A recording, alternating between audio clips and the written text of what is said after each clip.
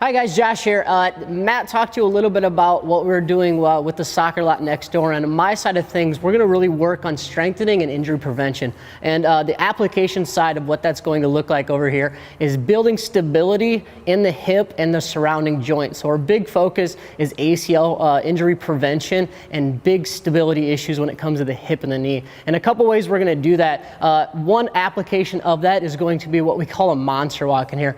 Matt's going to demonstrate this, and I'm going to talk you through it. As Matt walks, he's going to trace like a horseshoe with his feet. And what we're doing here is we're building stability with inside of the hip. So we're stabilizing the big joint, and then that stability factor traces down into the smaller joints, which is a big key indicator of having the knee stacking over the foot. And that's a nice stable knee position. So when it comes to building stability inside of the hip, that traces its way down to the knee. And one way we're going to do that and work on that in here is with this monster walk. Now we can carry over with the monster walk with the idea that Matt understands what it's like to drive those knees out when he is stepping, and we're going to translate that into a very compound lift, but a very basic lift known as a box squat. So Matt's going to go ahead and take the bar on his back. He's going to stand up with that bar, couple steps back, and then from here he's going to break the hip and send the hip backward. And when he does that, he engages the posterior chain, and that posterior chain is responsible for stabilizing and balancing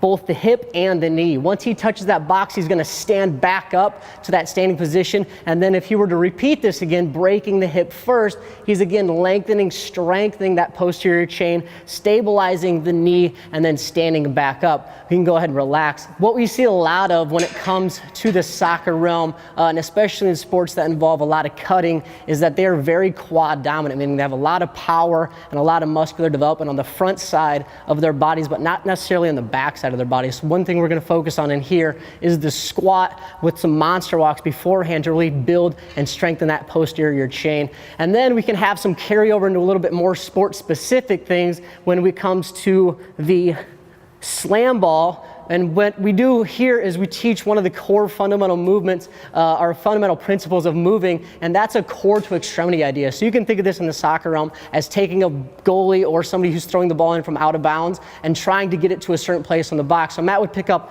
that medicine ball or that slam ball. He would extend all the way overhead using his core to control and throw that ball through the ground, and then repeating that movement over and over again. We're building and reinforcing the principle of a core to an extremity movement, which is the basis of all movement that we perform. If we have a strong core and we can work off that core, we're then going to be stronger and more fit and more well-rounded athletes.